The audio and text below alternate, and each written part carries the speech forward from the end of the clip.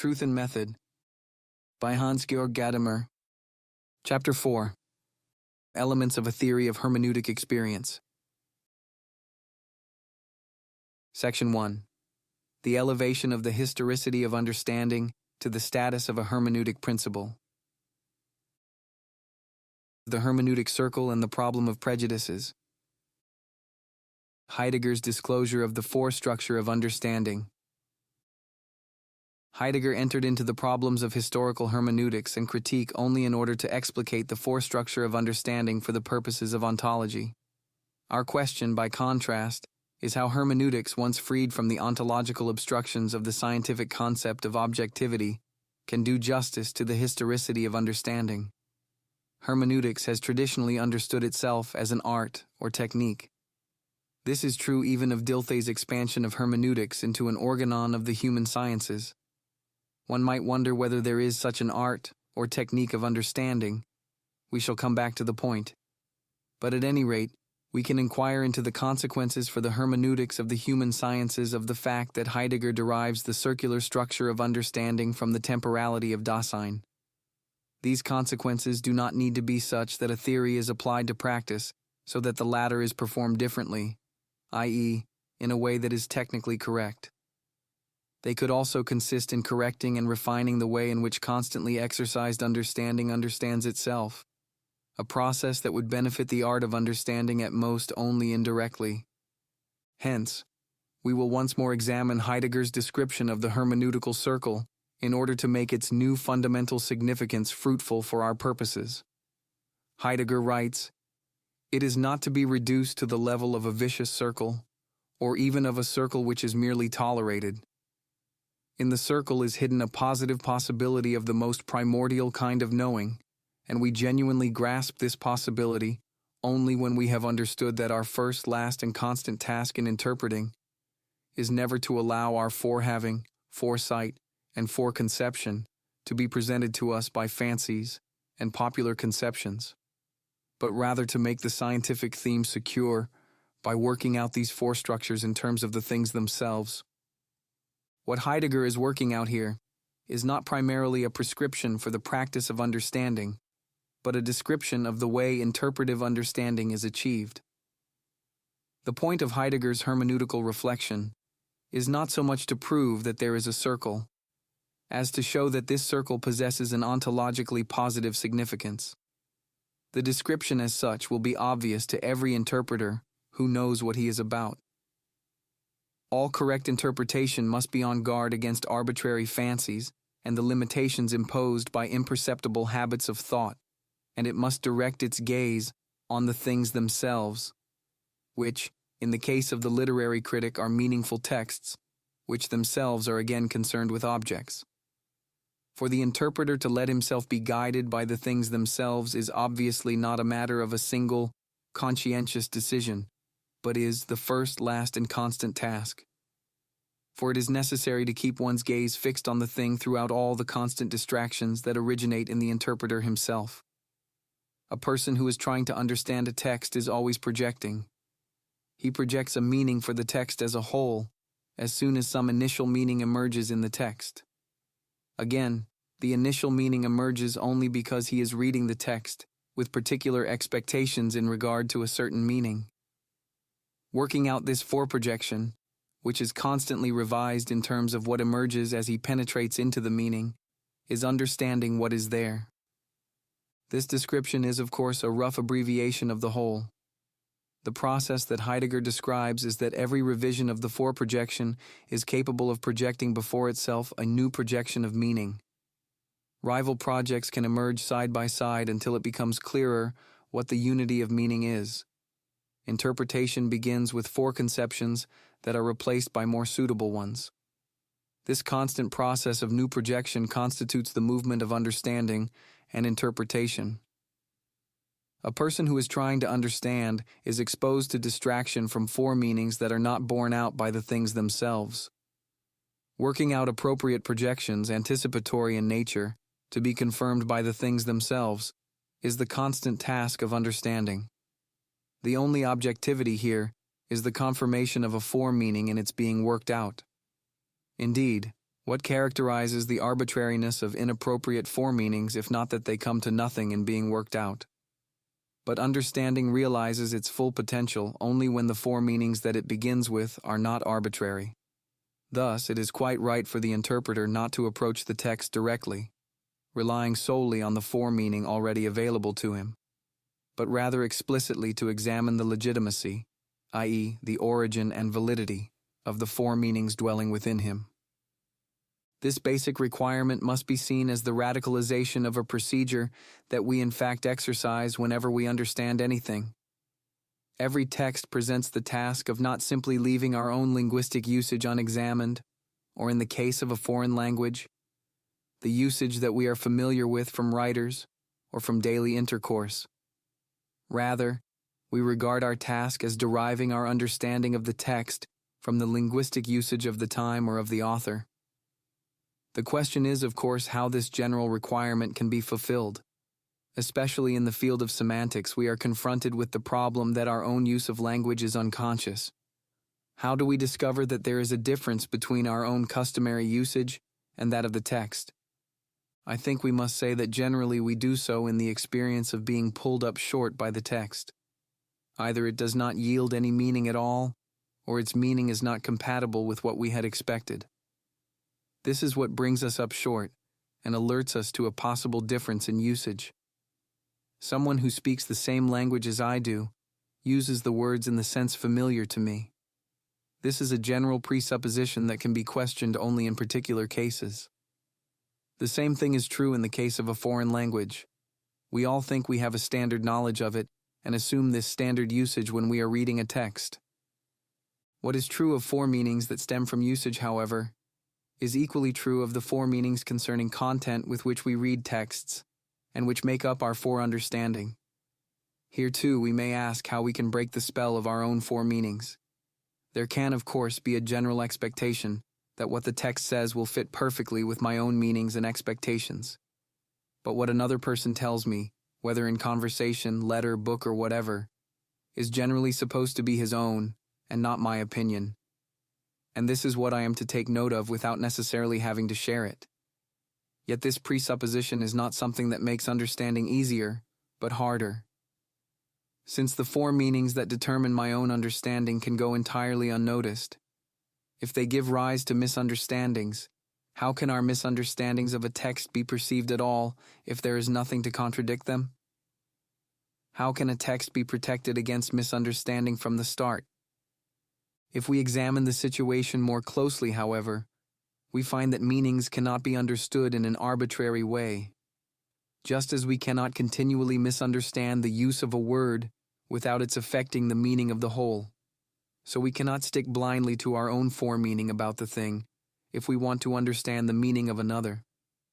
Of course, this does not mean that when we listen to someone or read a book, we must forget all our foremeanings concerning the content and all our own ideas. All that is asked is that we remain open to the meaning of the other person or text. But this openness always includes our situating the other meaning in relation to the whole of our own meanings or ourselves in relation to it. Now, the fact is that meanings represent a fluid multiplicity of possibilities in comparison to the agreement presented by a language and a vocabulary. But within this multiplicity of what can be thought, i.e., of what a reader can find meaningful and hence expect to find, not everything is possible. And if a person fails to hear what the other person is really saying, he will not be able to fit what he has misunderstood into the range of his own various expectations of meaning. Thus, there is a criterion here also. The hermeneutical task becomes of itself a questioning of things, and is always in part so defined. This places hermeneutical work on a firm basis. A person trying to understand something will not resign himself from the start to relying on his own accidental foremeanings, ignoring as consistently and stubbornly as possible the actual meaning of the text, until the latter becomes so persistently audible that it breaks through what the interpreter imagines it to be. Rather, a person trying to understand a text is prepared for it to tell him something. That is why a hermeneutically trained consciousness must be, from the start, sensitive to the text's alterity. But this kind of sensitivity involves neither neutrality with respect to content, nor the extinction of oneself, but the foregrounding and appropriation of one's own foremeanings and prejudices. The important thing is to be aware of one's own bias, so that the text can present itself in all its otherness, and thus assert its own truth against one's own foremeanings. When Heidegger disclosed the forestructure of understanding, in what is considered merely reading what is there, this was a completely correct phenomenological description. He also exemplified the task that follows from this. In Being and Time, he gave the general hermeneutical problem a concrete form in the question of being. In order to explain the hermeneutical situation of the question of being in terms of forehaving, foresight, and foreconception, he critically tested his question, directed at metaphysics, on important turning points in the history of metaphysics. Here he was only doing what historical hermeneutical consciousness requires in every case.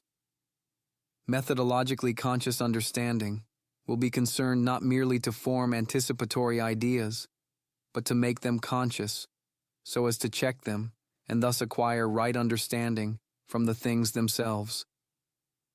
This is what Heidegger means when he talks about making our scientific theme secure by deriving our forehaving, foresight, and foreconception from the things themselves.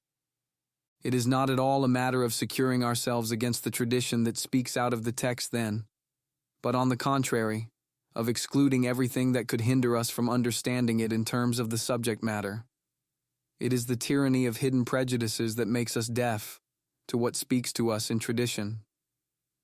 Heidegger's demonstration that the concept of consciousness in Descartes and of spirit in Hegel is still influenced by Greek substance ontology, which sees being in terms of what is present, undoubtedly surpasses the self-understanding of modern metaphysics, yet not in an arbitrary, willful way, but on the basis of a forehaving that in fact makes this tradition intelligible, by revealing the ontological premises of the concept of subjectivity. On the other hand, Heidegger discovers in Kant's critique of dogmatic metaphysics the idea of a metaphysics of finitude, which is a challenge to his own ontological scheme. Thus, he secures the scientific theme by framing it within the understanding of tradition, and so putting it, in a sense, at risk.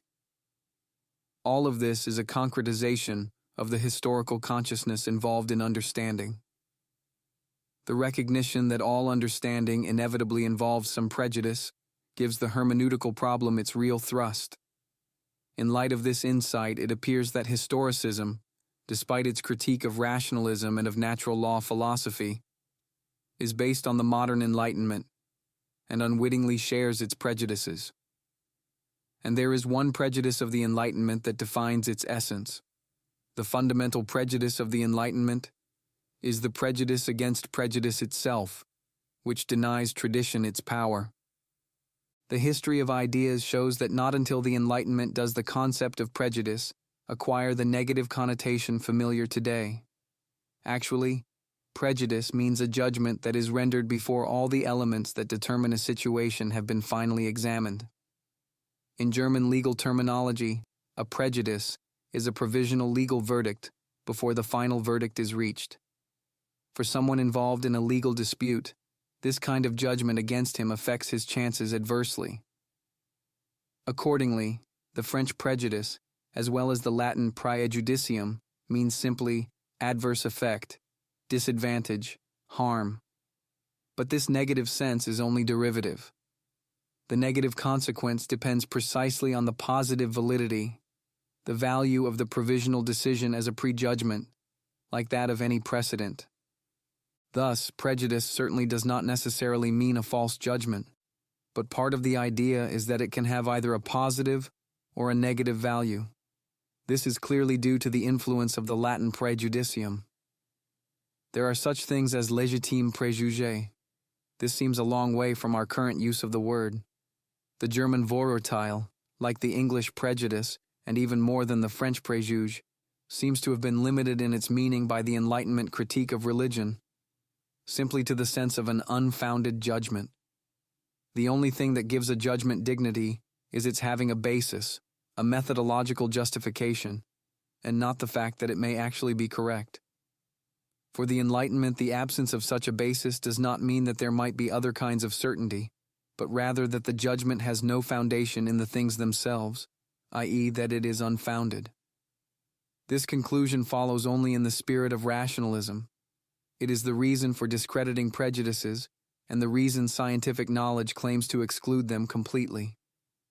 In adopting this principle, modern science is following the rule of Cartesian doubt, accepting nothing as certain that can in any way be doubted, and adopting the idea of method that follows from this rule. In our introductory observations, we have already pointed out how difficult it is to harmonize the historical knowledge that helps to shape our historical consciousness with this ideal, and how difficult it is, for that reason, to comprehend its true nature on the basis of the modern conception of method. This is the place to turn those negative statements into positive ones. The concept of prejudice is where we can start. The discrediting of prejudice by the Enlightenment. If we consider the Enlightenment doctrine of prejudice, we find that it makes the following division. We must make a basic distinction between the prejudice due to human authority and that due to over-hastiness. This distinction is based on the origin of prejudices in the persons who have them. Either the respect we have for others and their authority leads us into error, or else an over-hastiness in ourselves. That authority is a source of prejudices accords with the well-known principle of the Enlightenment understanding. Although this distinction is certainly not limited to the role that prejudices play in understanding texts, its chief application is still in the sphere of hermeneutics. For Enlightenment critique is primarily directed against the religious tradition of Christianity, i.e., the Bible. By treating the Bible as a historical document, biblical criticism endangers its own dogmatic claims. This is the real radicality of the modern Enlightenment compared to all other movements of enlightenment. It must assert itself against the Bible and dogmatic interpretation of it. It is therefore particularly concerned with the hermeneutical problem. It wants to understand tradition correctly, i.e., rationally and without prejudice. But there is a special difficulty about this since the sheer fact that something is written down gives it special authority. It is not altogether easy to realize that what is written down can be untrue. The written word has the tangible quality of something that can be demonstrated and is like a proof. It requires a special critical effort to free oneself from the prejudice in favor of what is written down and to distinguish here also, no less than in the case of oral assertions, between opinion and truth. In general, the Enlightenment tends to accept no authority and to decide everything before the judgment seat of reason. Thus, the written tradition of Scripture, like any other historical document, can claim no absolute validity. The possible truth of the tradition depends on the credibility that reason accords it. It is not tradition, but reason that constitutes the ultimate source of all authority. What is written down is not necessarily true. We can know better. This is the maxim with which the modern Enlightenment approaches tradition and which ultimately leads it to undertake historical research. It takes tradition as an object of critique, just as the natural sciences do with the evidence of the senses. This does not necessarily mean that the prejudice against prejudices was everywhere taken to the extremes of free thinking and atheism, as in England and France. On the contrary, the German Enlightenment recognized the true prejudices of the Christian religion. Since the human intellect is too weak to manage without prejudices, it is at least fortunate to have been educated with true prejudices. It would be valuable to investigate to what extent this kind of modification and moderation of the Enlightenment prepared the way for the rise of the Romantic movement in Germany, as undoubtedly did the critique of the Enlightenment and the Revolution by Edmund Burke. But none of this alters the fundamental fact. True prejudices must still finally be justified by rational knowledge, even though the task can never be fully completed. Thus, the criteria of the modern Enlightenment still determine the self-understanding of historicism. They do so not directly, but through a curious refraction caused by Romanticism. This can be seen with particular clarity in the fundamental schema of the philosophy of history that Romanticism shares with the Enlightenment, and that precisely through the Romantic reaction to the Enlightenment became an unshakable premise. The schema of the conquest of mythos by logos. What gives this schema its validity is the presupposition of the progressive retreat of magic in the world. It is supposed to represent progress in the history of the mind, and precisely because Romanticism disparages this development, it takes over the schema itself as a self-evident truth. It shares the presupposition of the Enlightenment and only reverses its values, seeking to establish the validity of what is old simply on the fact that it is old. The Gothic Middle Ages, the Christian European community of states, the permanent structure of society, but also the simplicity of peasant life and closeness to nature. In contrast to the Enlightenment's faith in perfection, which thinks in terms of complete freedom from superstition and the prejudices of the past, we now find that olden times, the world of myth, unreflective life, not yet analyzed away by consciousness, in a society close to nature, the world of Christian chivalry, all these acquire a romantic magic, even a priority over truth. Reversing the Enlightenment's presupposition results in the paradoxical tendency toward restoration, i.e., the tendency to reconstruct the old because it is old, the conscious return to the unconscious, culminating in the recognition of the superior wisdom of the primeval age of myth. But the Romantic reversal of the Enlightenment's criteria of value actually perpetuates the abstract contrast between myth and reason. All criticism of the Enlightenment now proceeds via this Romantic mirror image of the Enlightenment. Belief in the perfectibility of reason suddenly changes into the perfection of the mythical consciousness and finds itself reflected in a paradisiacal primal state before the fall of thought. In fact, the presupposition of a mysterious darkness in which there was a mythical collective consciousness that preceded all thought is just as dogmatic and abstract as that of a state of perfect enlightenment or of absolute knowledge. Primeval wisdom is only the counter-image of primeval stupidity. All mythical consciousness is still knowledge, and if it knows about divine powers, then it has progressed beyond mere trembling before power, if this is to be regarded as the primeval state, but also beyond a collective life contained in magic rituals, as we find in the early Orient. It knows about itself, and in this knowledge, it is no longer simply outside itself. There is the related point that even the contrast between genuine mythical thinking and pseudo-mythical poetic thinking is a Romantic illusion based on a prejudice of the Enlightenment, namely, that the poetic act no longer shares the binding quality of myth because it is a creation of the free imagination. It is the old quarrel between the poets and the philosophers in the modern garb appropriate to the age of belief in science. It is now said not that poets tell lies, but that they are incapable of saying anything true. They have only an aesthetic effect, and through their imaginative creations, they merely seek to stimulate the imagination and vitality of their hearers or readers. Another case of Romantic refraction is probably to be found in the concept of an organic society, which Ladendorff says was introduced by H. Leo. In Karl Marx, it appears as a kind of relic of natural law that limits the validity of his socio-economic theory of the class struggle.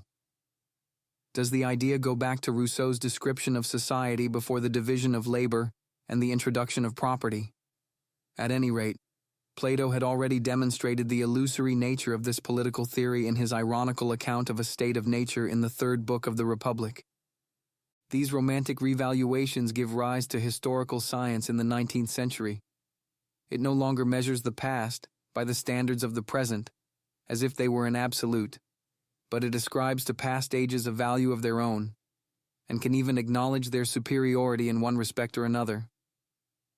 The great achievements of Romanticism, the revival of the past, the discovery of the voices of the peoples in their songs, the collecting of fairy tales and legends, the cultivation of ancient customs, the discovery of the worldviews implicit in languages, the study of the religion and wisdom of India, all contributed to the rise of historical research, which was slowly, step by step, transformed from intuitive revival into detached historical knowledge. The fact that it was Romanticism that gave birth to the historical school confirms that the Romantic retrieval of origins is itself based on the Enlightenment. 19th century historiography is its finest fruit and sees itself precisely as the fulfillment of the Enlightenment, as the last step in the liberation of the mind from the trammels of dogma, the step to objective knowledge of the historical world, which stands on a par with the knowledge of nature achieved by modern science. The fact that the restorative tendency of Romanticism could combine with the fundamental concerns of the Enlightenment to create the historical sciences simply indicates that the same break with the continuity of meaning and tradition lies behind both. If the Enlightenment considers it an established fact that all tradition that reason shows to be impossible, i.e., nonsense, can only be understood historically, i.e., by going back to the past way of looking at things, then the historical consciousness that emerges in Romanticism involves a radicalization of the Enlightenment. For nonsensical tradition, which had been the exception, has become the general rule for historical consciousness. Meaning that is generally accessible through reason is so little believed that the whole of the past, even, ultimately, all the thinking of one's contemporaries, is understood only historically. Thus, the Romantic critique of the Enlightenment itself ends in enlightenment, for it evolves as historical science and draws everything into the orbit of historicism. The basic discreditation of all prejudices, which unites the experimental fervor of the new natural sciences during the Enlightenment, is universalized and radicalized in the historical Enlightenment. This is the point at which the attempt to critique historical hermeneutics has to start. The overcoming of all prejudices, this global demand of the Enlightenment, will itself prove to be a prejudice, and removing it opens the way to an appropriate understanding of the finitude, which dominates not only our humanity, but also our historical consciousness. Does being situated within traditions really mean being subject to prejudices and limited in one's freedom? Is not rather all human existence, even the freest, limited and qualified in various ways? If this is true, the idea of an absolute reason is not a possibility for historical humanity. Reason exists for us only in concrete historical terms, i.e., it is not its own master, but remains constantly dependent on the given circumstances in which it operates. This is true not only in the sense in which Kant, under the influence of the skeptical critique of Hume, limited the claims of rationalism to the a priori element in the knowledge of nature. It is still truer of historical consciousness and the possibility of historical knowledge, for that man is concerned here with himself and his own creations. Vico is only an apparent solution of the problem posed by historical knowledge. Man is alien to himself and his historical fate in a way quite different from the way nature, which knows nothing of him, is alien to him. The epistemological question must be asked here in a fundamentally different way. We have shown above that Dilthey probably saw this, but he was not able to escape his entanglement in traditional epistemology. Since he started from the awareness of experiences, he was unable to build a bridge to the historical realities, because the great historical realities of society and state always have a predeterminate influence on any experience. Self-reflection and autobiography. Dilthey's starting points are not primary and are therefore not an adequate basis for the hermeneutical problem, because through them, history is made private once more. In fact, history does not belong to us. We belong to it. Long before we understand ourselves through the process of self-examination, we understand ourselves in a self-evident way in the family, society, and state in which we live. The focus of subjectivity is a distorting mirror. The self-awareness of the individual is only a flickering in the closed circuits of historical life. That is why the prejudices of the individual, far more than his judgments, constitute the historical reality of his being. Prejudices as conditions of understanding. The rehabilitation of authority and tradition. Here is the point of departure for the hermeneutical problem. This is why we examine the Enlightenment's discreditation of the concept of prejudice. What appears to be a limiting prejudice from the viewpoint of the absolute self-construction of reason, in fact belongs to historical reality itself. If we want to do justice to man's finite historical mode of being, it is necessary to fundamentally rehabilitate the concept of prejudice and acknowledge the fact that there are legitimate prejudices. Thus, we can formulate the fundamental epistemological question for a truly historical hermeneutics as follows.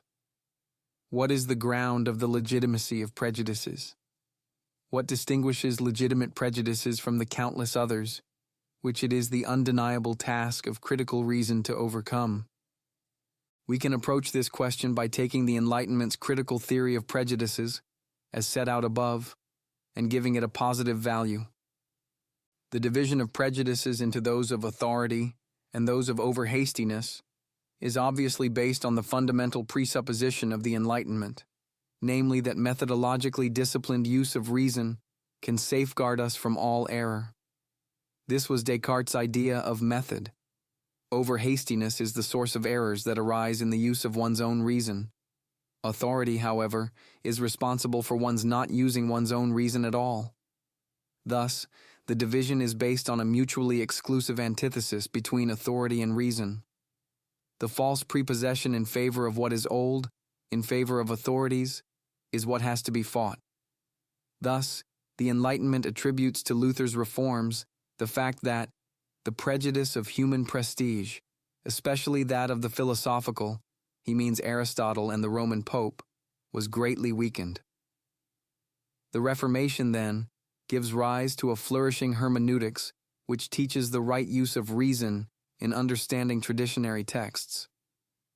Neither the doctrinal authority of the Pope nor the appeal to tradition can obviate the work of hermeneutics, which can safeguard the reasonable meaning of a text against all imposition. This kind of hermeneutics need not lead to the radical critique of religion that we found, for example, in Spinoza. Rather, the possibility of supernatural truth can remain entirely open. Thus, especially in the field of German popular philosophy, the Enlightenment limited the claims of reason and acknowledged the authority of Bible and Church. We read in Walsh, for example, that he distinguishes between the two classes of prejudice authority and overhastiness, but considers them two extremes, between which it is necessary to find the right middle path, namely, a mediation between reason and biblical authority. Accordingly, he regards prejudices deriving from overhastiness as prejudices in favor of the new, a predisposition to the overhasty rejection of truths, simply because they are old and attested by authorities. Thus he disputes the British freethinkers, such as Collins and others, and defends the historical faith against the norm of reason. Here the meaning of prejudice deriving from overhastiness is given a conservative reinterpretation.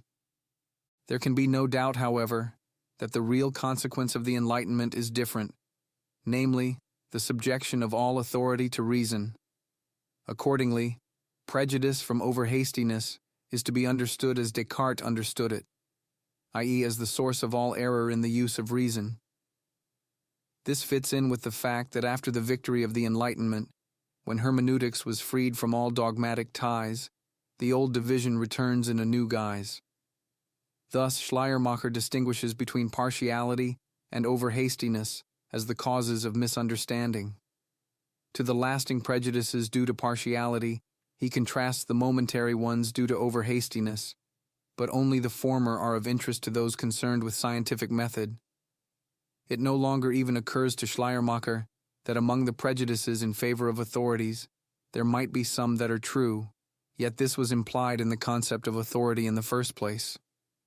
His alteration of the traditional division of prejudices documents the victory of the Enlightenment.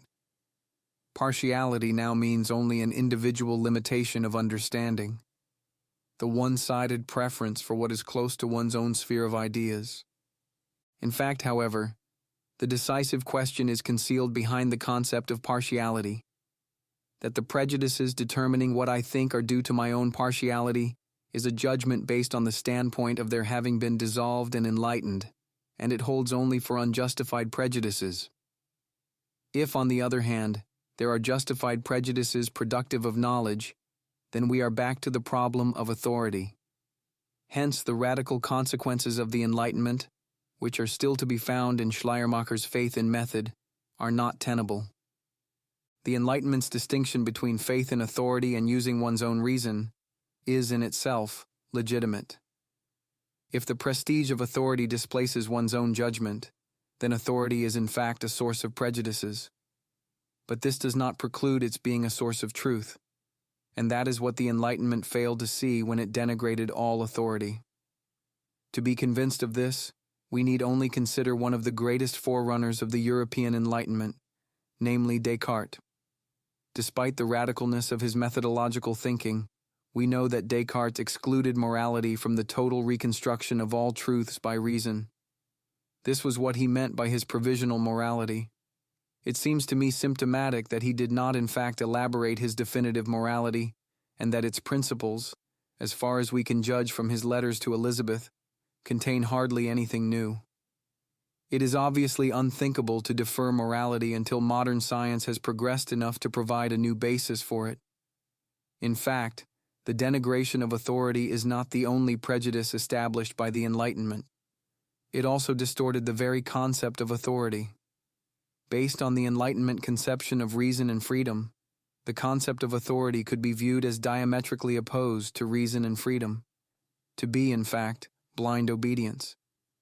This is the meaning that we find in the language critical of modern dictatorships. But this is not the essence of authority. Admittedly, it is primarily persons that have authority, but the authority of persons is ultimately based not on the subjection and abdication of reason, but on an act of acknowledgement and knowledge. The knowledge, namely, that the other is superior to oneself in judgment and insight, and that for this reason his judgment takes precedence, i.e., it has priority over one's own. This is connected with the fact that authority cannot actually be bestowed, but is earned, and must be earned if someone is to lay claim to it. It rests on acknowledgement, and hence on an act of reason itself, which, aware of its own limitations, trusts to the better insight of others. Authority in this sense, properly understood, has nothing to do with blind obedience to commands. Indeed, authority has to do not with obedience, but rather with knowledge. It is true that authority implies the capacity to command and be obeyed, but this proceeds only from the authority that a person has.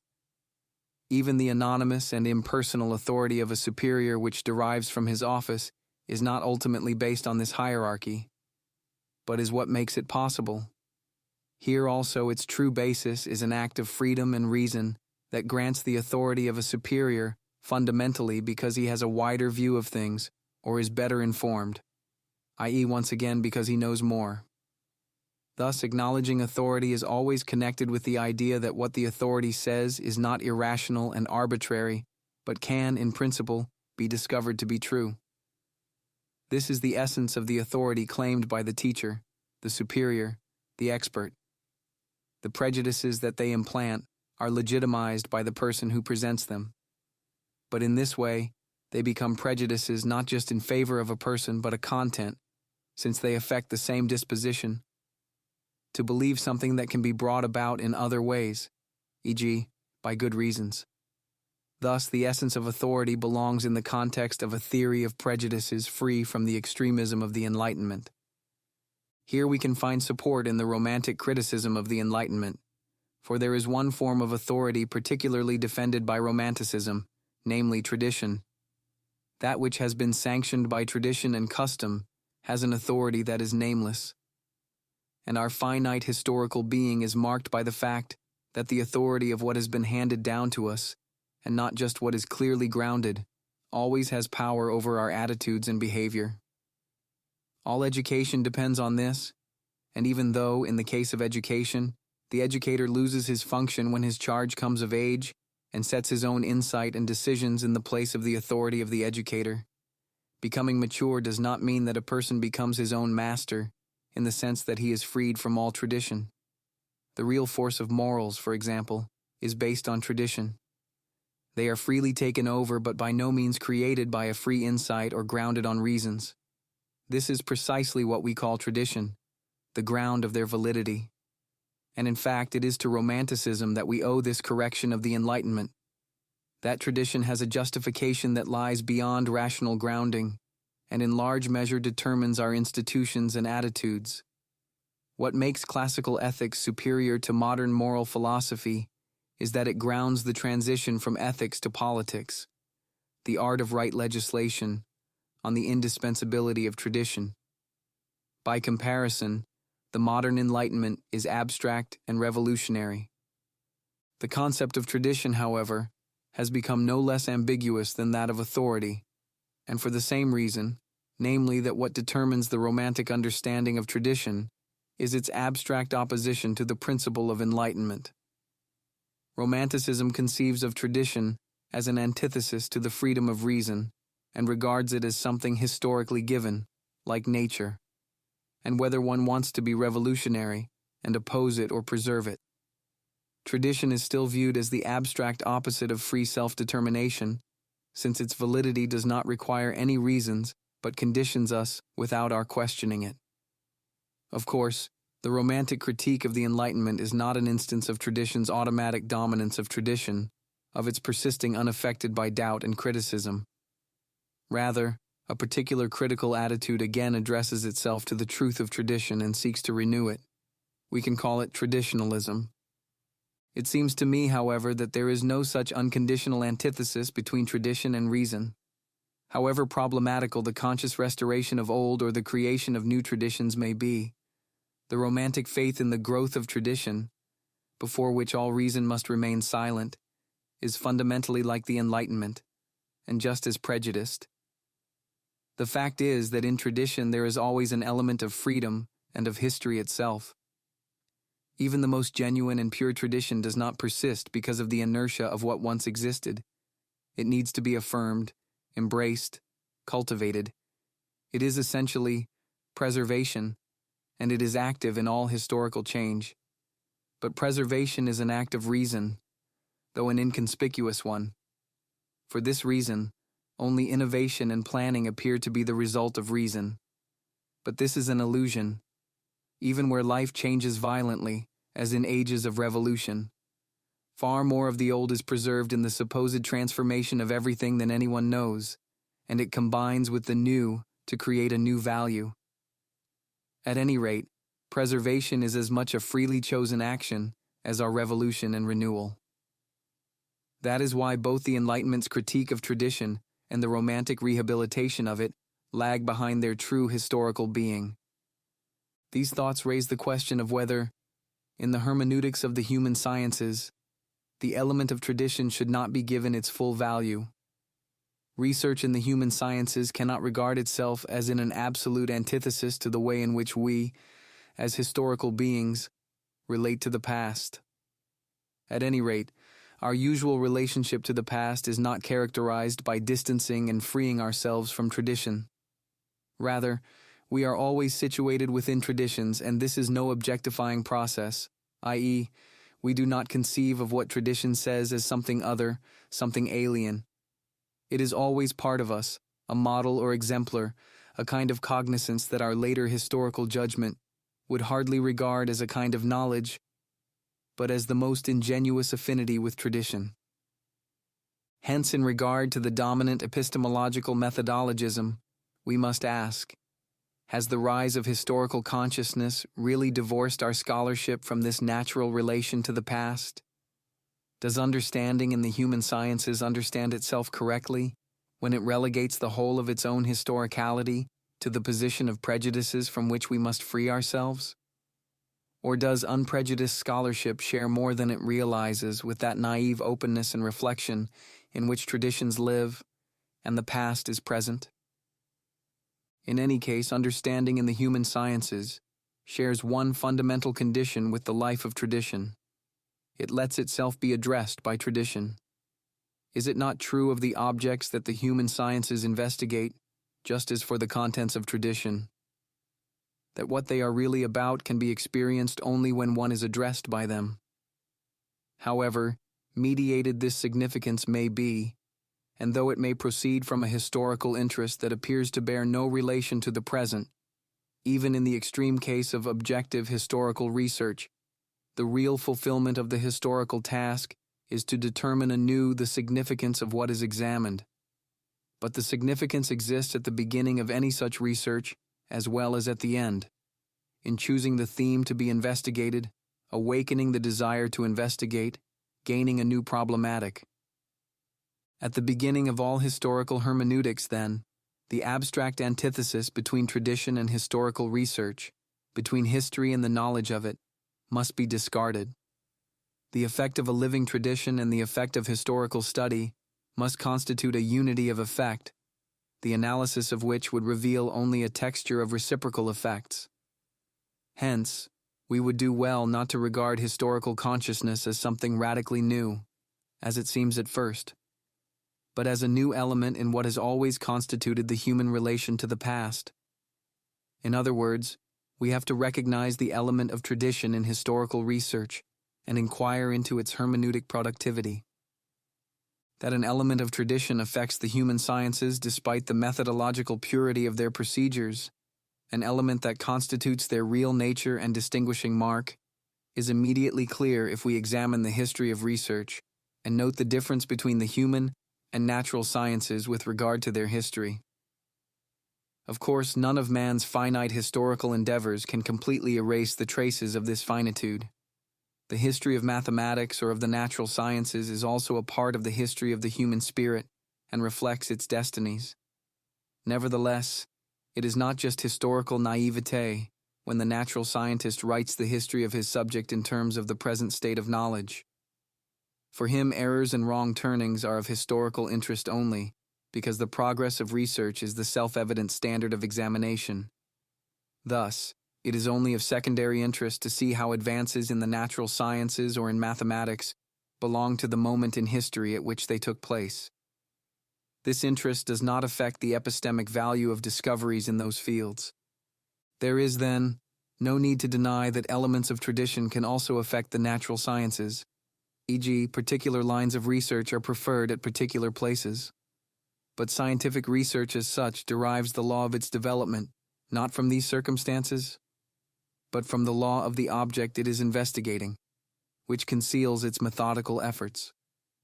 It is clear that the human sciences cannot be adequately described in terms of this conception of research and progress. Of course, it is possible to write a history of the solution of a problem, e.g., the deciphering of barely legible inscriptions, in which the only interest is in ultimately reaching the final result. Were this not so, it would have been impossible for the human sciences to have borrowed the methodology of the natural ones, as happened in the last century. But what the human sciences share with the natural is only a subordinate element of the work done in the human sciences. This is shown by the fact that the great achievements in the human sciences almost never become outdated. A modern reader can easily make allowances for the fact that, 100 years ago, less knowledge was available to a historian, and he therefore made judgments that were incorrect in some details. On the whole, he would still rather read Droysen or Mommsen than the latest account of the subject from the pen of a historian living today. What is the criterion here? Obviously, the value and importance of research cannot be measured by a criterion based in the subject matter. Rather, the subject matter appears truly significant only when it is properly portrayed for us. Thus, we are certainly interested in the subject matter, but it acquires its life only from the light in which it is presented to us. We accept the fact that the subject presents different aspects of itself at different times or from different standpoints.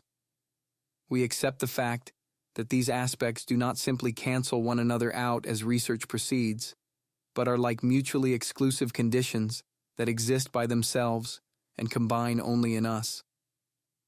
Our historical consciousness is always filled with a variety of voices in which the echo of the past is heard. Only in the multifariousness of such voices does it exist. This constitutes the nature of the tradition in which we want to share and have a part. Modern historical research itself is not only research, but the handing down of tradition. We do not see it only in terms of progress and verified results. In it we have, as it were, a new experience of history whenever the past resounds in a new voice. Why is this so? Obviously, in the human sciences, we cannot speak of an object of research in the same sense as in the natural sciences, where research penetrates more and more deeply into nature. Rather, in the human sciences, the particular research questions concerning tradition that we are interested in pursuing are motivated in a special way by the present and its interests. The theme and object of research are actually constituted by the motivation of the inquiry. Hence, historical research is carried along by the historical movement of life itself and cannot be understood teleologically in terms of the object into which it is inquiring. Such an object in itself clearly does not exist at all. This is precisely what distinguishes the human sciences from the natural sciences. Whereas the object of the natural sciences can be described ideally as what would be known in the perfect knowledge of nature, it is senseless to speak of a perfect knowledge of history, and for this reason, it is not possible to speak of an object in itself toward which its research is directed. The example of the classical. Of course, it is a lot to ask that the self-understanding of the human sciences detach itself, in the whole of its activity, from the model of the natural sciences and regard the historical movement of the things they are concerned with not simply as an impairment of their objectivity, but as something of positive value. In the recent development of the human sciences, however, there are starting points for a reflection that would really do justice to the problem. The naive schema of history as research no longer dominates the way the human sciences conceive of themselves.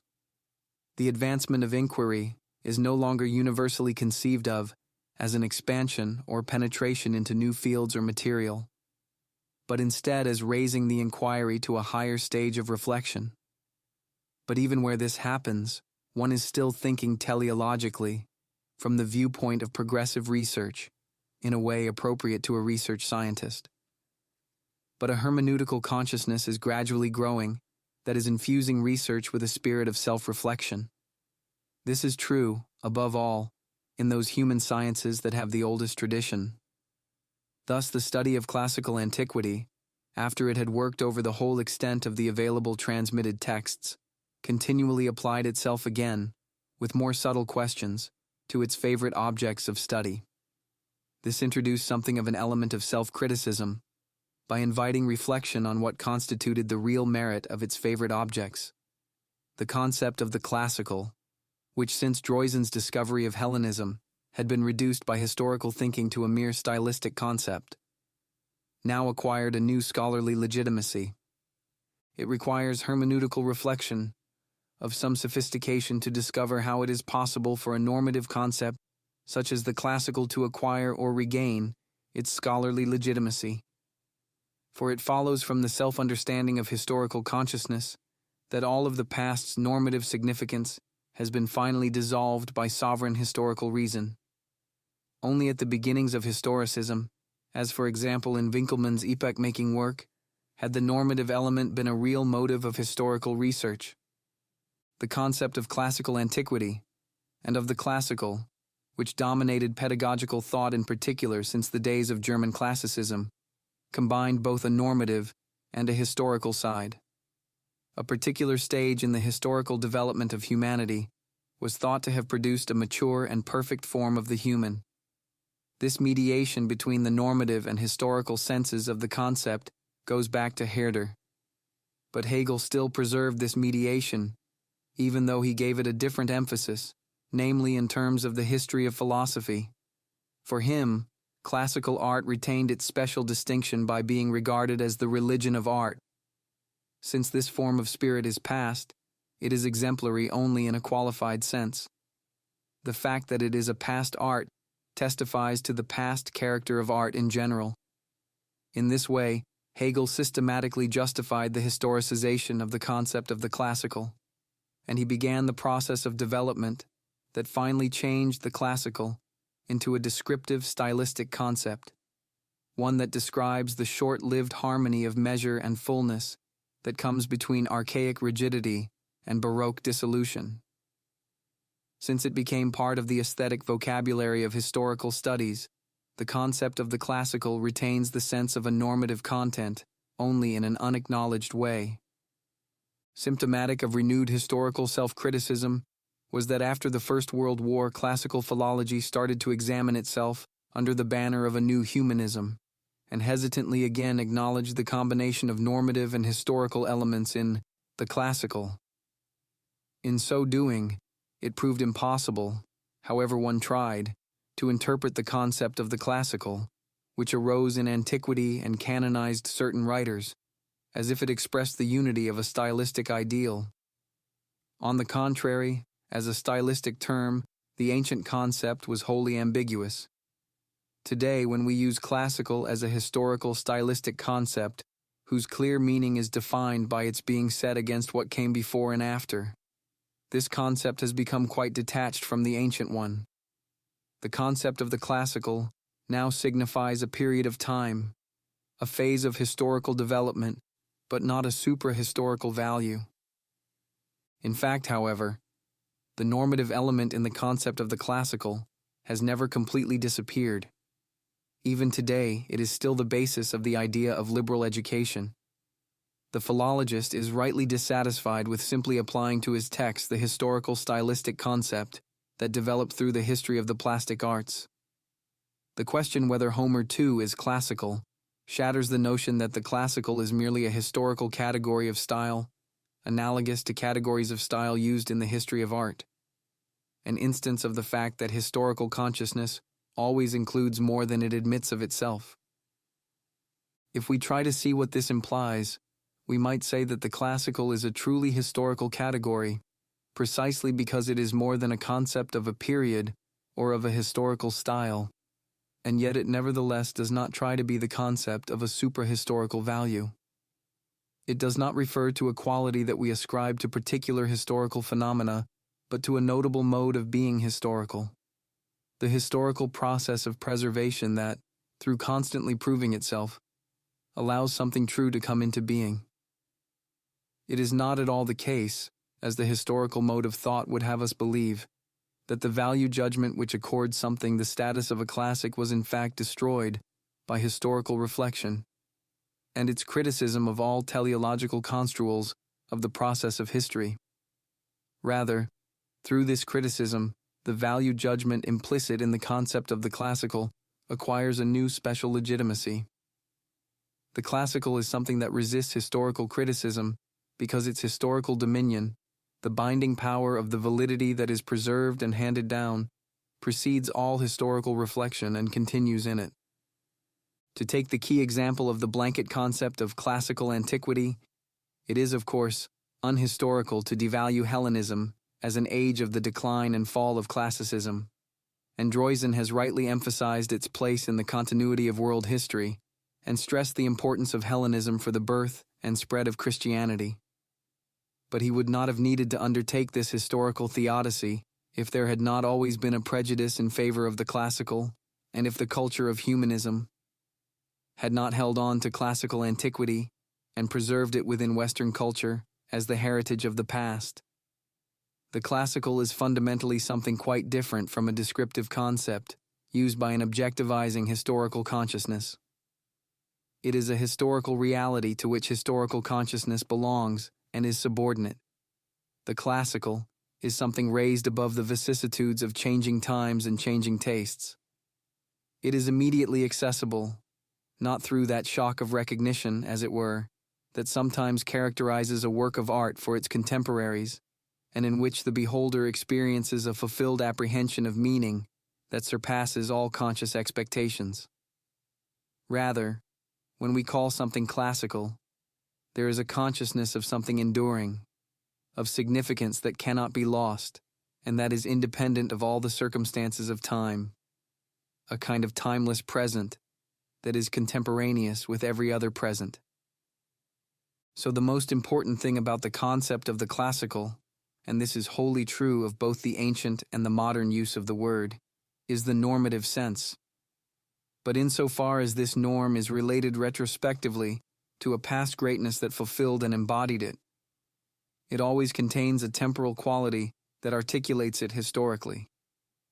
So it is not surprising that, with the rise of historical reflection in Germany, which took Winckelmann's classicism as its standard. A historical concept of a time or period detached itself from what was regarded as classical, in Winckelmann's sense. It denoted a quite specific stylistic ideal, and, in a historically descriptive way, also a time or period that fulfilled this ideal. From the distance of the epigones who set up the criterion, this stylistic ideal seemed to designate a historic moment that belonged to the past. Accordingly, the concept of the classical came to be used in modern thought to describe the whole of classical antiquity, when humanism again proclaimed the exemplarity of this antiquity. It was reviving an ancient usage, and with some justification, for those ancient authors who were discovered by humanism were the same ones who in late antiquity comprised the canon of classics.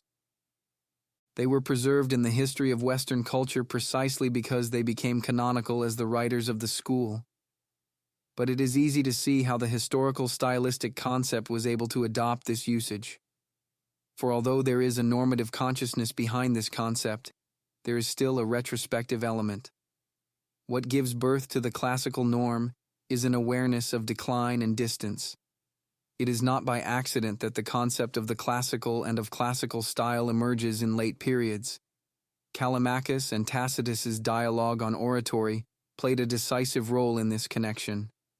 But there is something else. The authors regarded as classical are, as we know, always the representatives of particular literary genres. They were considered the culmination of the norm of that literary genre, an ideal that literary criticism makes plain in retrospect. If we now examine these generic norms historically, i.e., if we consider their history, then the classical is seen as a stylistic phase, a climax that articulates the history of the genre in terms of before and after. Insofar as the climactic points in the history of genres belong largely within the same brief period of time, within the totality of the historical development of classical antiquity, the classical refers to such a period, and thus also becomes a concept denoting a period and fuses with a concept of style. As such a historical stylistic concept, the concept of the classical is capable of being extended to any development to which an immanent telos gives unity.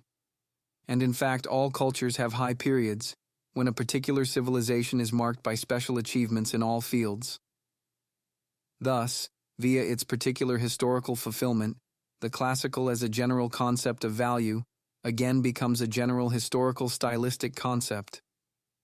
Although this is an understandable development, the historicization of the concept also involves its uprooting, and that is why when historical consciousness started to engage in self-criticism, it reinstated the normative element in the concept of the classical, as well as the historical uniqueness of its fulfillment.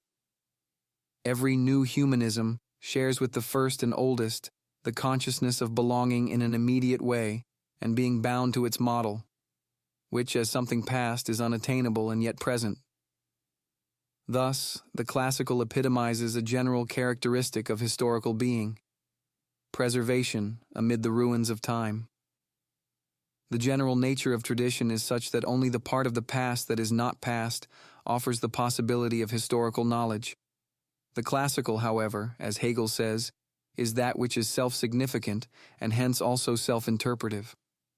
But that ultimately means that the classical preserves itself precisely because it is significant in itself and interprets itself, i.e., it speaks in such a way that it is not a statement about what is past, documentary evidence that still needs to be interpreted. Rather, it says something to the present as if it were said specifically to it. What we call classical does not first require the overcoming of historical distance, for in its own constant mediation it overcomes this distance by itself. The classical, then, is certainly timeless, but this timelessness is a mode of historical being. Of course, this is not to deny that works regarded as classical present tasks of historical understanding to a developed historical consciousness, one that is aware of historical distance. The aim of historical consciousness is not to use the classical model in the direct way, like Palladio or Corneille, but to know it as a historical phenomenon that can be understood solely in terms of its own time.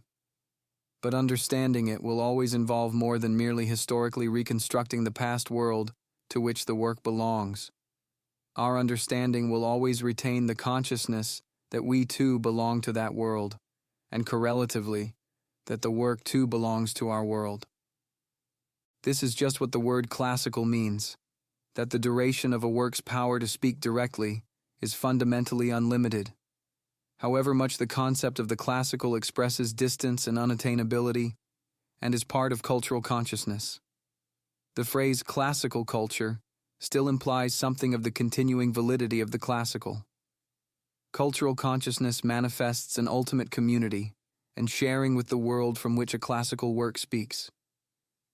This discussion of the concept of the classical claims no independent significance, but serves only to evoke a general question, namely, does the kind of historical mediation between the past and the present that characterizes the classical ultimately underlie all historical activity as its effective substratum?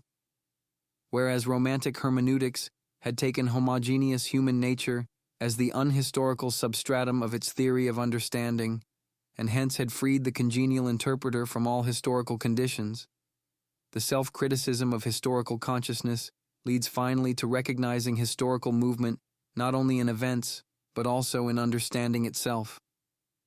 Understanding is to be thought of less as a subjective act than as participating in an event of tradition, a process of transmission in which past and present are constantly mediated.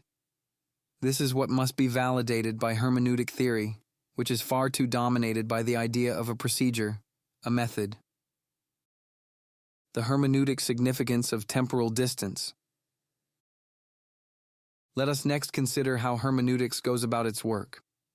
What consequences for understanding follow from the fact that belonging to a tradition is a condition of hermeneutics? We recall the hermeneutical rule that we must understand the whole in terms of the detail and the detail in terms of the whole. This principle stems from ancient rhetoric, and modern hermeneutics has transferred it to the art of understanding. It is a circular relationship in both cases. The anticipation of meaning in which the whole is envisaged becomes actual understanding when the parts that are determined by the whole themselves also determine this whole. We know this from learning ancient languages.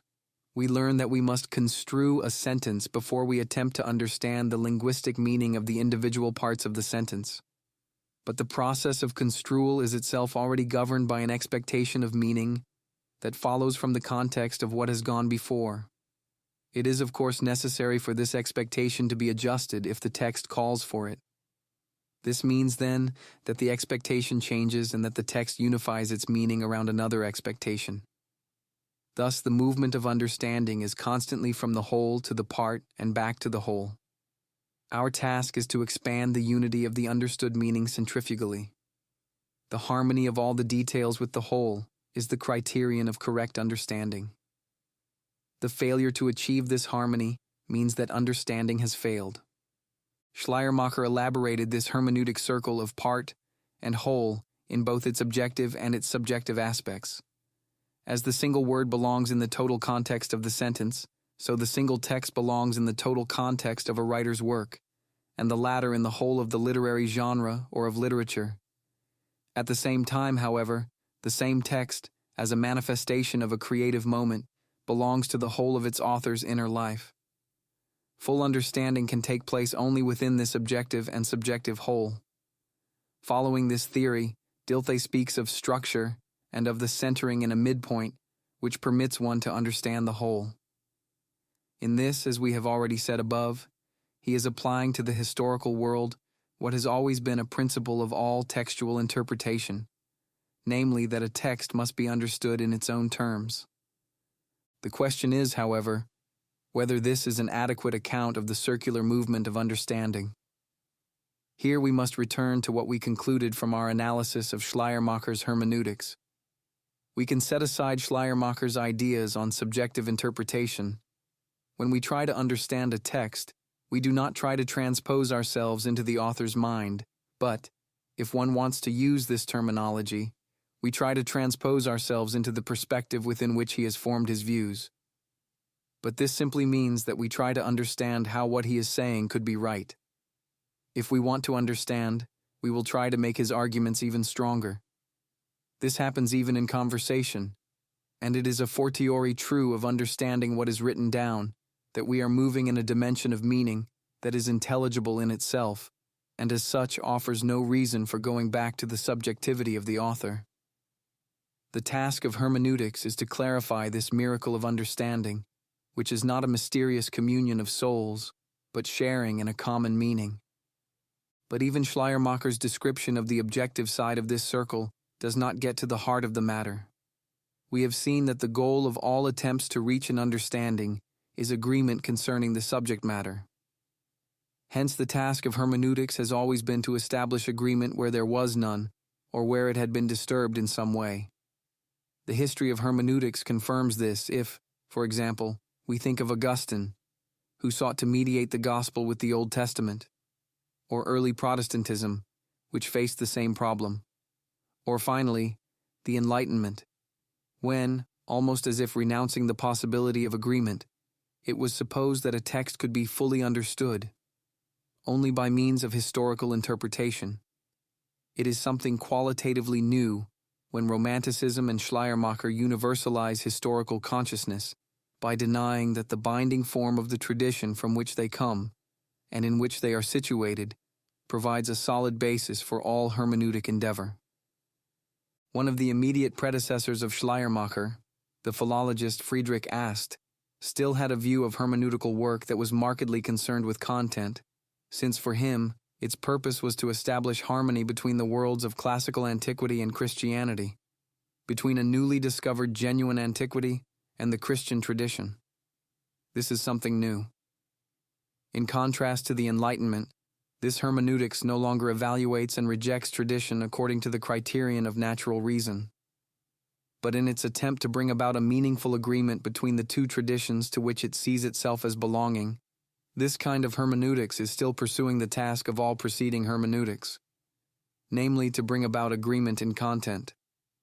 In going beyond the particularity of this reconciliation of the ancient classical world and Christianity, Schleiermacher and following him, 19th-century science, conceived the task of hermeneutics in a way that is formally universal.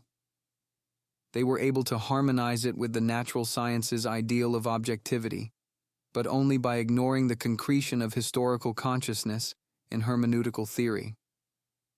Heidegger's description and existential grounding of the hermeneutic circle, by contrast, constitute a decisive turning point.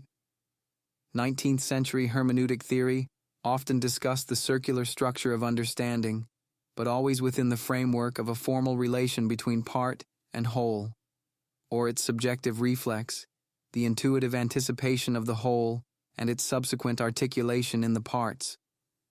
According to this theory, the circular movement of understanding runs backward and forward along the text and ceases when the text is perfectly understood. This view of understanding came to its logical culmination in Schleiermacher's theory of the divinatory act, by means of which one places oneself entirely within the writer's mind, and from there resolves all that is strange and alien about the text. In contrast to this approach, Heidegger describes the circle in such a way that the understanding of the text remains permanently determined by the anticipatory movement of foreunderstanding. The circle of whole and part is not dissolved in perfect understanding, but on the contrary is most fully realized. The circle, then, is not formal in nature. It is neither subjective nor objective, but describes understanding as the interplay of the movement of tradition and the movement of the interpreter. The anticipation of meaning that governs our understanding of a text is not an act of subjectivity, but proceeds from the commonality that binds us to the tradition. But this commonality is constantly being formed in our relation to tradition. Tradition is not simply a permanent precondition. Rather, we produce it ourselves, inasmuch as we understand, participate in the evolution of tradition, and hence further determine it ourselves. Thus, the circle of understanding is not a methodological circle, but describes an element of the ontological structure of understanding. The circle, which is fundamental to all understanding, has a further hermeneutic implication which I call the foreconception of completeness. But this, too, is obviously a formal condition of all understanding. It states that only what really constitutes a unity of meaning is intelligible. So when we read a text, we always assume its completeness, and only when this assumption proves mistaken, i.e., the text is not intelligible, do we begin to suspect the text and try to discover how it can be remedied. The rules of such textual criticism can be left aside, for the important thing to note is that applying them properly depends on understanding the content.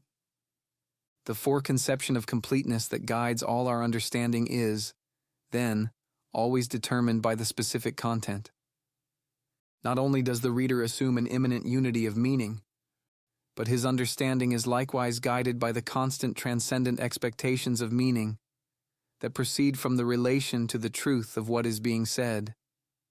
Just as the recipient of a letter understands the news that it contains and first sees things with the eyes of the person who wrote the letter, i.e., considers what he writes as true, and is not trying to understand the writer's peculiar opinions as such, so also do we understand traditionary texts on the basis of expectations of meaning drawn from our own prior relation to the subject matter. And just as we believe the news reported by a correspondent because he was present or is better informed, so too are we fundamentally open to the possibility that the writer of a transmitted text is better informed than we are, with our prior opinion. It is only when the attempt to accept what is said as true fails that we try to understand the text, psychologically or historically, as another's opinion. The prejudice of completeness, then, implies not only this formal element, that a text should completely express its meaning, but also that what it says should be the complete truth.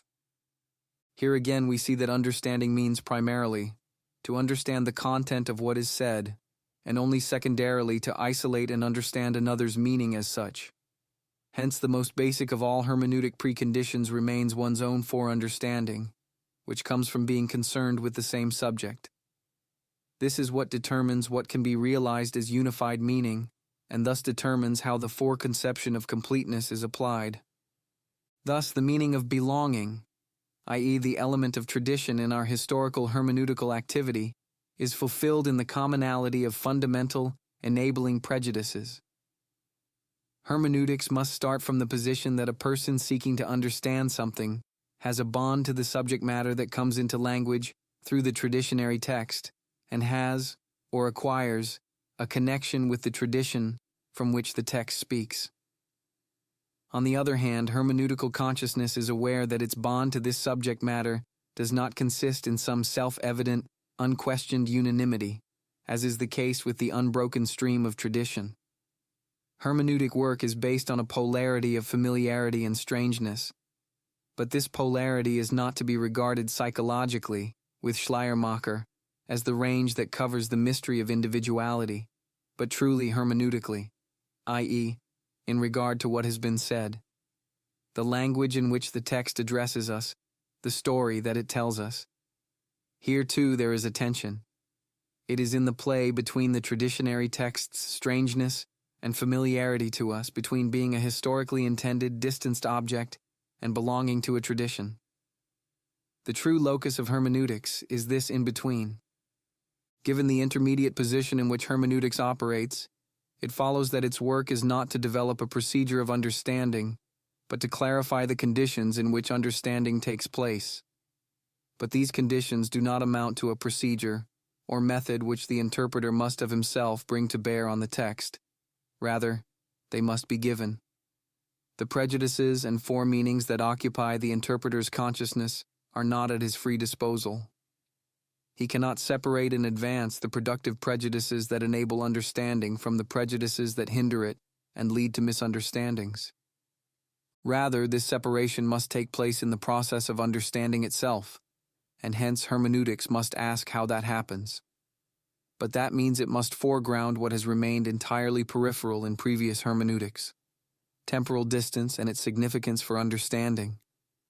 This point can be clarified by comparing it with the hermeneutic theory of Romanticism. We recall that the latter conceived of understanding as the reproduction of an original production. Hence, it was possible to say that one should be able to understand an author better than he understood himself. We examined the origin of this statement and its connection with the aesthetics of genius, but must now come back to it, since our present inquiry lends it a new importance. That subsequent understanding is superior to the original production, and hence can be described as superior understanding, does not depend so much on the conscious realization that places the interpreter on the same level as the author, as Schleiermacher said, but instead denotes an insuperable difference between the interpreter and the author that is created by historical distance. Every age has to understand a transmitted text in its own way, for the text belongs to the whole tradition, whose content interests the age and in which it seeks to understand itself. The real meaning of a text, as it speaks to the interpreter, does not depend on the contingencies of the author and his original audience. It certainly is not identical with them, for it is always co-determined also by the historical situation of the interpreter, and hence by the totality of the objective course of history. A writer like Cladenius, who does not yet view understanding in terms of history, is saying the same thing in a naive, ingenuous way when he says that an author does not need to know the real meaning of what he has written, and hence the interpreter can and must often understand more than he. But this is of fundamental importance. Not just occasionally, but always. The meaning of a text goes beyond its author. That is why understanding is not merely a reproductive, but always a productive activity as well. Perhaps it is not correct to refer to this productive element in understanding as better understanding. For this phrase is, as we have shown, a principle of criticism taken from the Enlightenment and revised on the basis of the aesthetics of genius. Understanding is not, in fact, understanding better, either in the sense of superior knowledge of the subject because of clearer ideas, or in the sense of fundamental superiority of conscious over unconscious production. It is enough to say that we understand in a different way, if we understand at all. Such a conception of understanding breaks right through the circle drawn by Romantic hermeneutics, since we are now concerned not with individuality and what it thinks, but with the truth of what is said. A text is not understood as a mere expression of life, but is taken seriously in its claim to truth. That this is what is meant by understanding was once self-evident. We need only recall Cladenius. But this dimension of the hermeneutical problem was discredited by historical consciousness and the psychological turn that Schleiermacher gave to hermeneutics, and could only be regained when the Aporius of historicism came to light and led finally to the fundamentally new development to which Heidegger, in my view, gave the decisive impetus. For the hermeneutic productivity of temporal distance could be understood only when Heidegger gave understanding an ontological orientation by interpreting it as an existential, and when he interpreted Dasein's mode of being in terms of time. Time is no longer primarily a gulf to be bridged because it separates. It is actually the supportive ground of the course of events in which the present is rooted. Hence, temporal distance is not something that must be overcome. This was, rather, the naive assumption of historicism, namely that we must transpose ourselves into the spirit of the age, think with its ideas and its thoughts, not with our own, and thus advance toward historical objectivity. In fact, the important thing is to recognize temporal distance as a positive and productive condition enabling understanding. It is not a yawning abyss, but is filled with the continuity of custom and tradition, in the light of which everything handed down presents itself to us. Here it is not too much to speak of the genuine productivity of the course of events. Everyone is familiar with the curious impotence of our judgment, where temporal distance has not given us sure criteria. Thus, the judgment of contemporary works of art is desperately uncertain for the scholarly consciousness. Obviously, we approach such creations with unverifiable prejudices, presuppositions that have too great an influence over us for us to know about them. These can give contemporary creations an extra resonance that does not correspond to their true content and significance. Only when all their relations to the present time have faded away can their real nature appear, so that the understanding of what is said in them can claim to be authoritative and universal. In historical studies, this experience has led to the idea that objective knowledge can be achieved only if there has been a certain historical distance. It is true that what a thing has to say, its intrinsic content, first appears only after it is divorced from the fleeting circumstances that gave rise to it. The positive conditions of historical understanding include the relative closure of a historical event, which allows us to view it as a whole, and its distance from contemporary opinions concerning its import.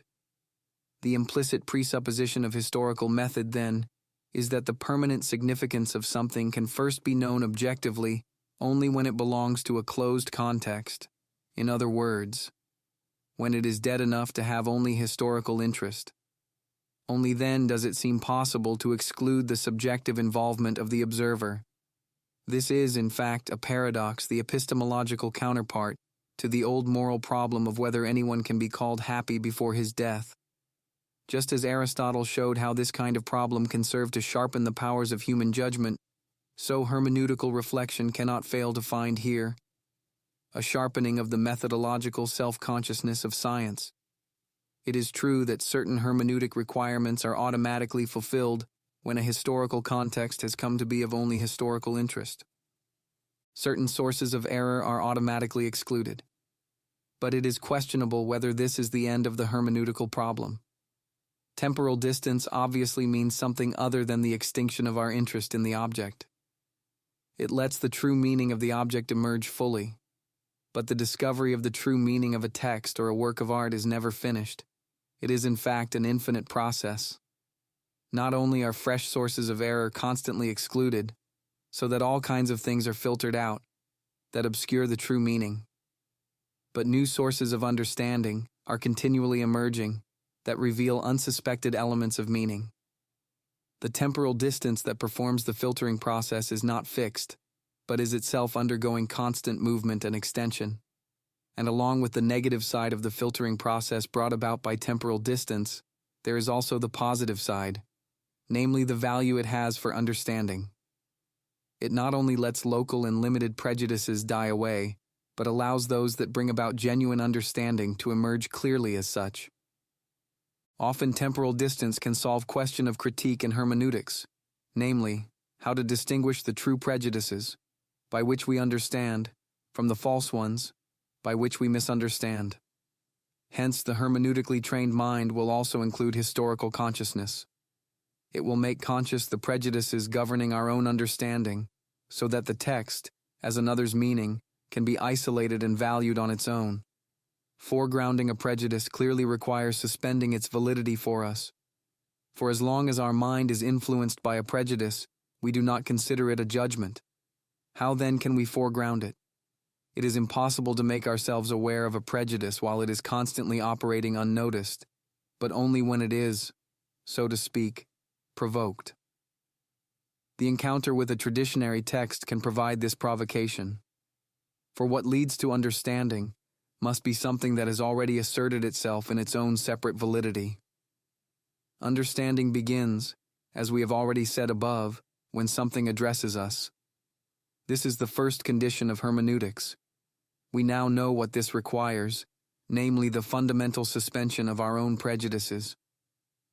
But all suspension of judgments, and hence, a fortiori, of prejudices, has the logical structure of a question. The essence of the question is to open up possibilities and keep them open. If a prejudice becomes questionable in view of what another person or a text says to us, this does not mean that it is simply set aside, and the text or the other person accepted as valid in its place.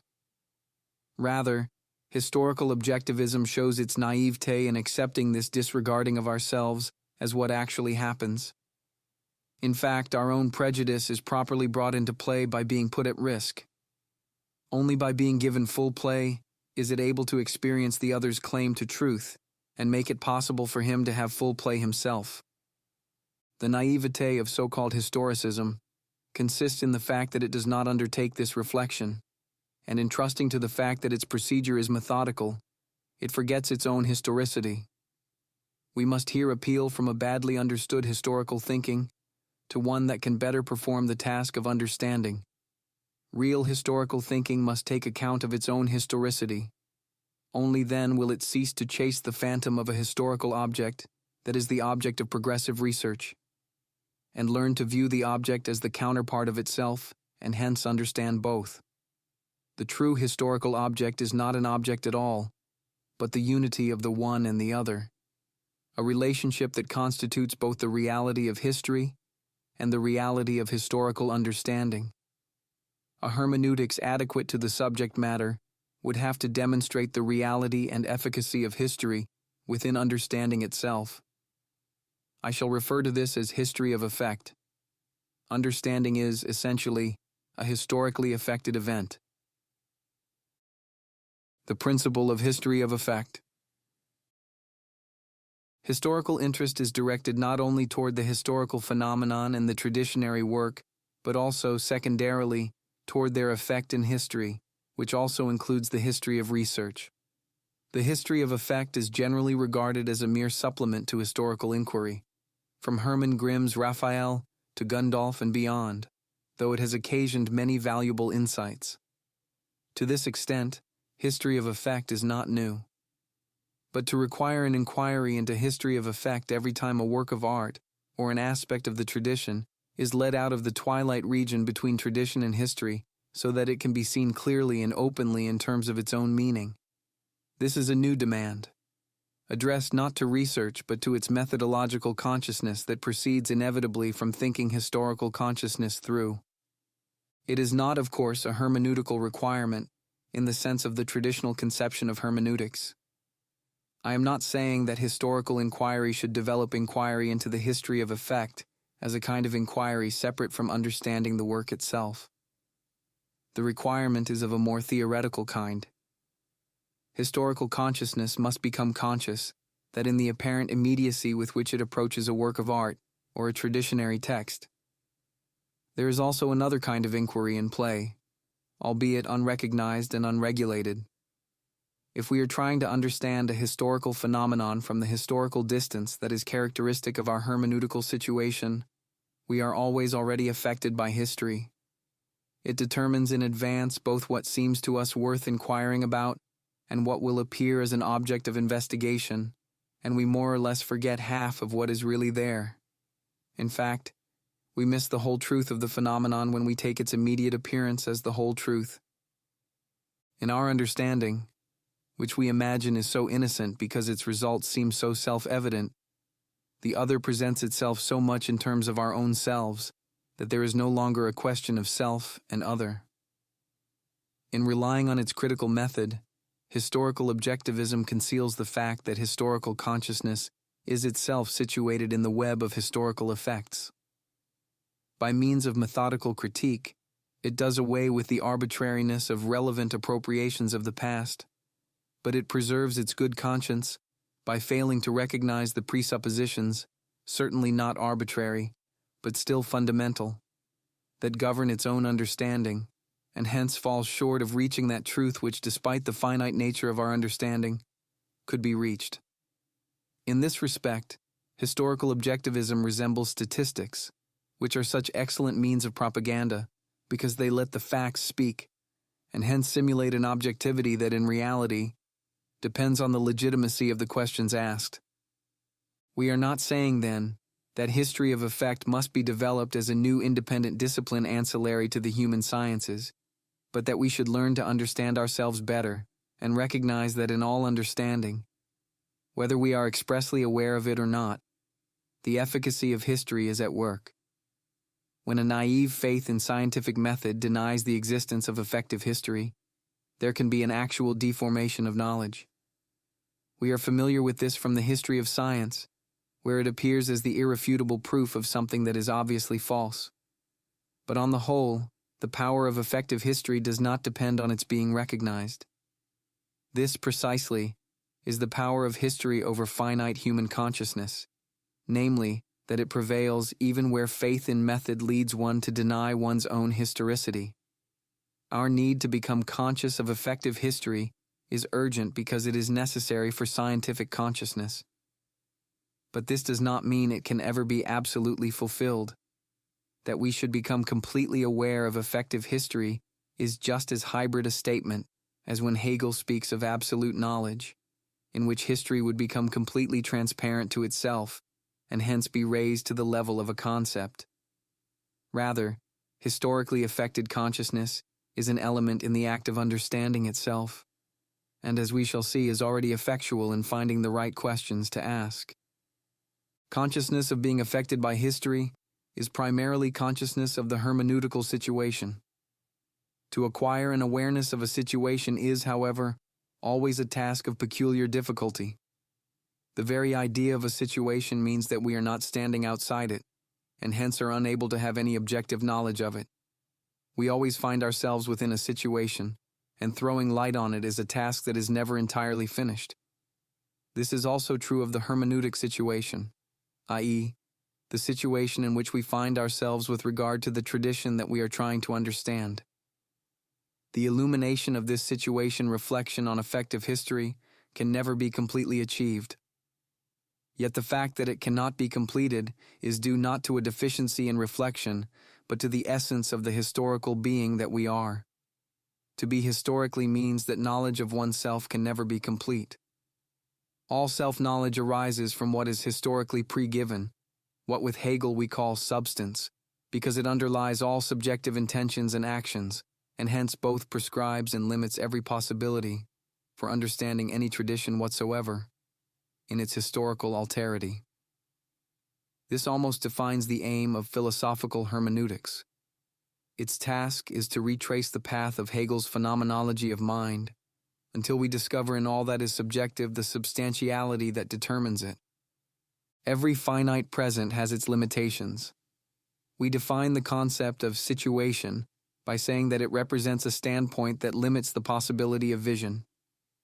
Hence, essential to the concept of situation is the concept of horizon. The horizon is the range of vision that includes everything that can be seen from a particular vantage point. Applying this to the thinking mind, we speak of narrowness of horizon, of the possible expansion of horizon, of the opening up of new horizons, and so forth.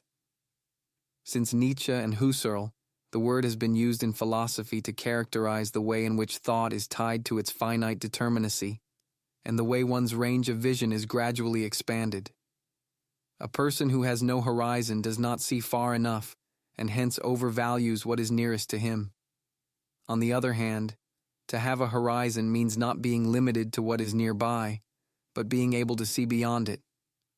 A person who has an horizon knows the relative significance of everything within this horizon, whether it is near or far, great or small.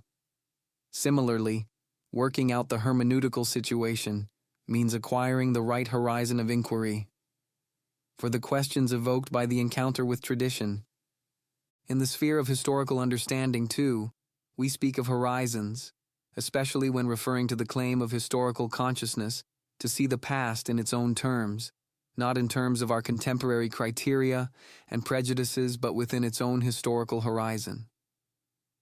The task of historical understanding also involves acquiring an appropriate historical horizon, so that what we are trying to understand can be seen in its true dimensions.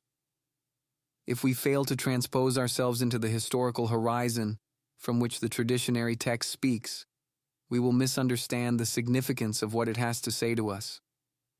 To that extent, this seems a legitimate hermeneutical requirement. We must place ourselves in the other situation in order to understand it. We may wonder, however, whether this phrase is adequate to describe the understanding that is required of us. The same is true of a conversation that we have with someone simply in order to get to know him, i.e., to discover where he is coming from and his horizon.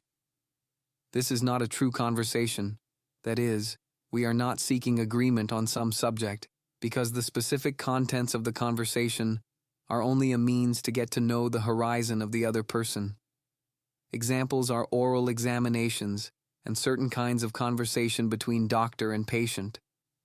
Historical consciousness is clearly doing something similar when it transposes itself into the situation of the past and thereby claims to have acquired the right historical horizon.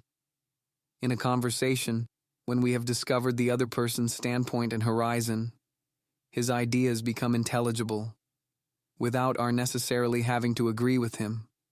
So also when someone thinks historically, he comes to understand the meaning of what has been handed down without necessarily agreeing with it or seeing himself in it.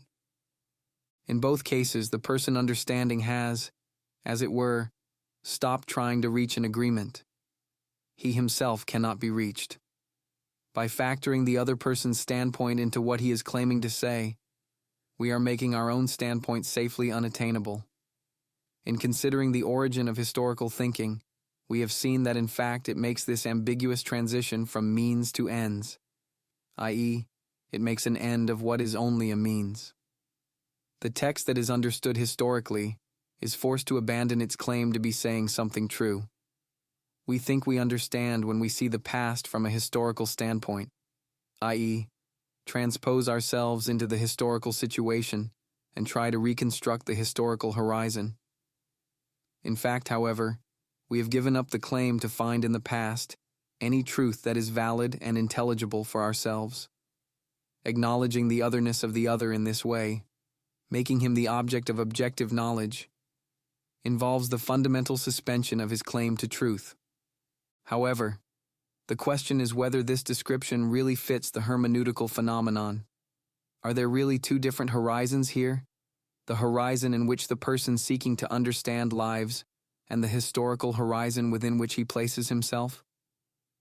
Is it a correct description of the art of historical understanding to say that we learn to transpose ourselves into alien horizons? Are there such things as closed horizons, in this sense? We recall Nietzsche's complaint against historicism that it destroyed the horizon bounded by myth, in which alone a culture is able to live. Oh, is the horizon of one's own present time ever closed in this way?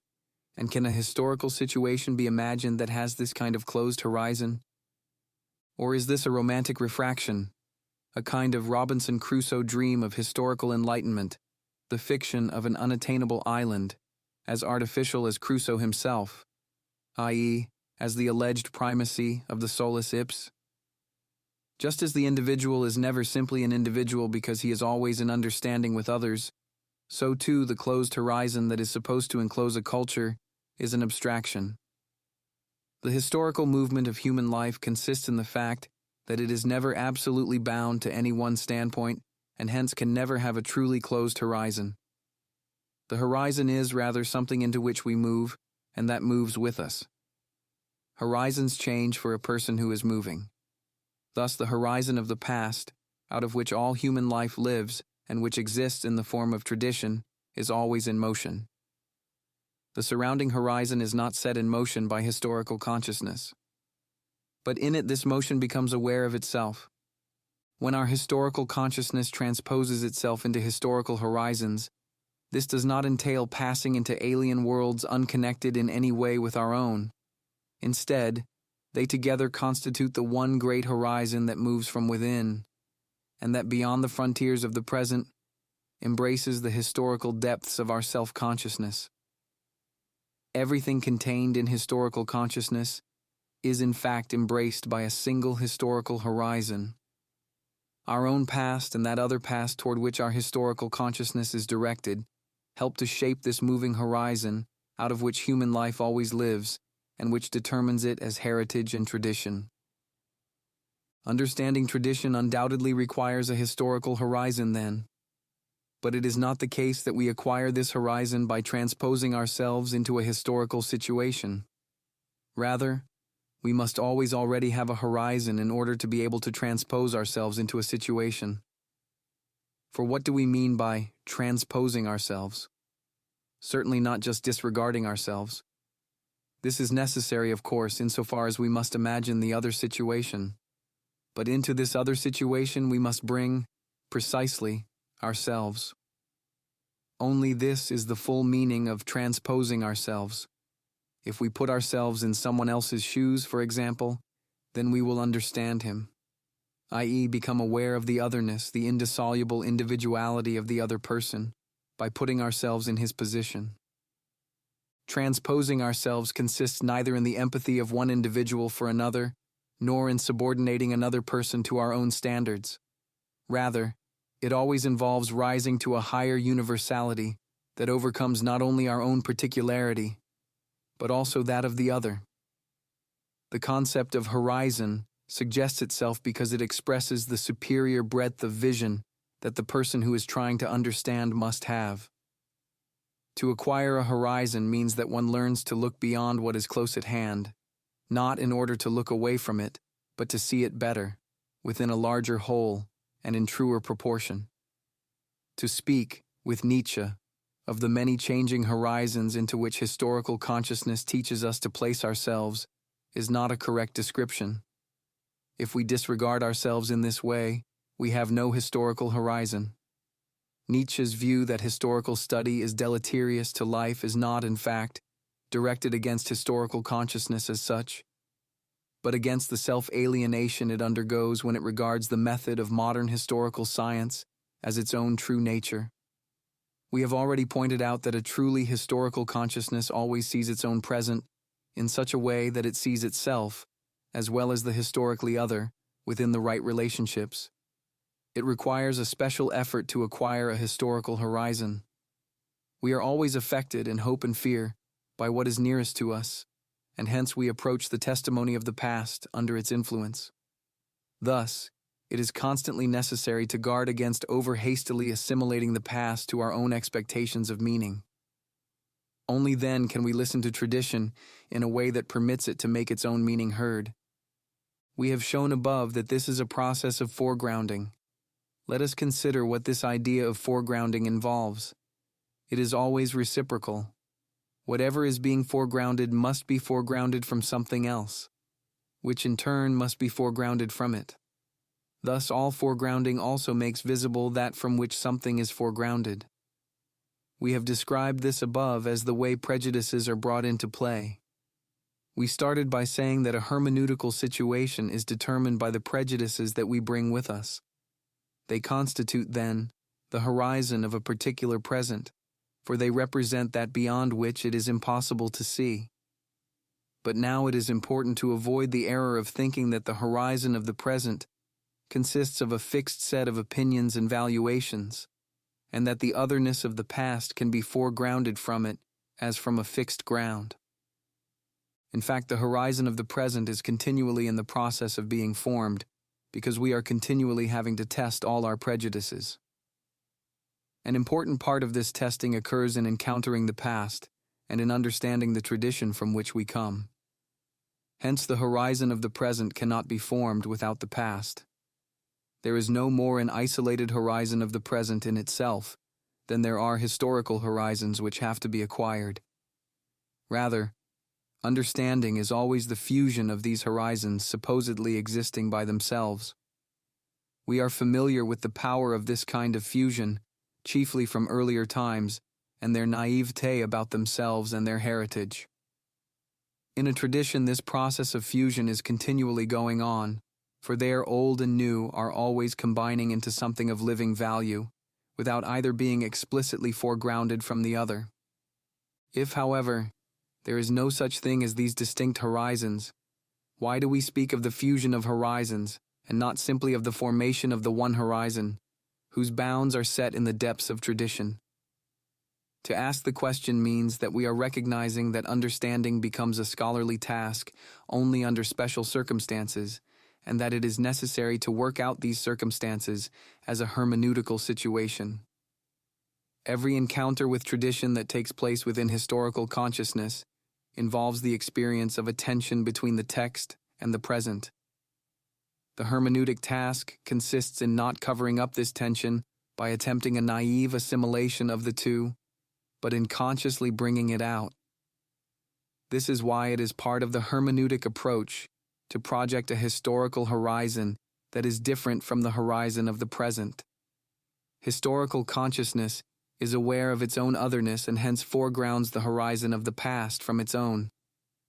On the other hand, it is itself, as we are trying to show, only something superimposed upon continuing tradition, and hence it immediately recombines with what it has foregrounded itself from, in order to become one with itself again, in the unity of the historical horizon that it thus acquires. Projecting a historical horizon, then, is only one phase in the process of understanding. It does not become solidified into the self-alienation of a past consciousness, but is overtaken by our own present horizon of understanding. In the process of understanding, a real fusing of horizons occurs, which means that as the historical horizon is projected, it is simultaneously superseded. To bring about this fusion in a regulated way is the task of what we called historically affected consciousness. Although this task was obscured by aesthetic historical positivism following on the heels of romantic hermeneutics, it is, in fact, the central problem of hermeneutics. It is the problem of application, which is to be found in all understanding.